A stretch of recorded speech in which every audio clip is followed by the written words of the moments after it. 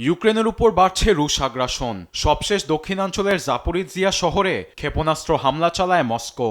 এতে কয়েকটি বেসামরিক ভবন পুরোপুরি ধ্বংসের কথা নিশ্চিত করেছেন অঞ্চলের গভর্নর ইভান ফেদরভ।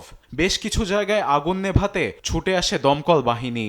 এতে হতাহত হয়েছেন অনেকেই।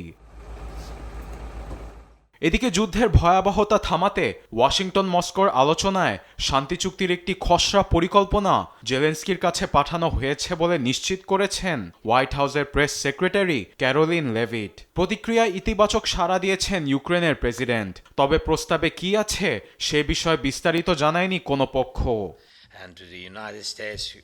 অন্যদিকে রুশ ইউক্রেন যুদ্ধবন্ধের বিষয়ে বৃহস্পতিবার জাতিসংঘের নিরাপত্তা পরিষদে বৈঠক বসে।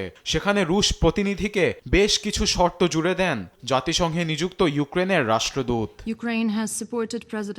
ইউক্রেনের দখলকৃত অঞ্চলগুলো কখনোই রাশিয়ার কাছে স্বীকৃতি দেয়া হবে না। আমাদের ভূমি বিক্রয়ের জন্য নয়। ইউক্রেনের সশস্ত্র বাহিনীর আকার এবং ক্ষমতার উপর কোনো সীমাবদ্ধতা মেনে নেওয়া হবে না। একই সঙ্গে আন্তর্জাতিক জোটগুলিতে যোগদানের বিষয় আমাদের সার্বভৌম অধিকারের অন্তর্ভুক্ত, যা নিশ্চিত করতে হবে। এই বৈঠকে যুদ্ধবন্ধে রাশিয়ার উপর চাপ দিয়েছেন যুক্তরাষ্ট্রের প্রতিনিধি। যুদ্ধে দুই পক্ষেরই ক্ষয়ক্ষতি হয়েছে, যার জন্য যত দ্রুত সম্ভব অবসান করা উচিত। প্রেসিডেন্ট ট্রাম্প এর পেছনে যথেষ্ট সময় ব্যয় করেছেন। রাশিয়াকে হামলা বন্ধ ও ইউক্রেনের সঙ্গে আলোচনায় বসার জন্য আমরা আহ্বান জানাচ্ছি। তবে প্রেসিডেন্ট জেলেনস্কি যুদ্ধবন্ধে আগ্রহী নন বলে দাবি করেন রুশ প্রতিনিধি।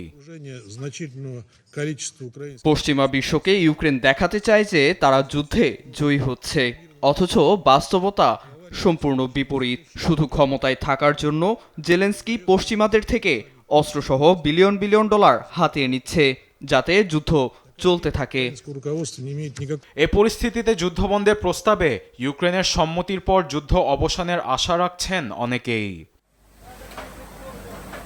আরবেদ আফসার, নিউজ ডেস্ক, দেশ টিভি।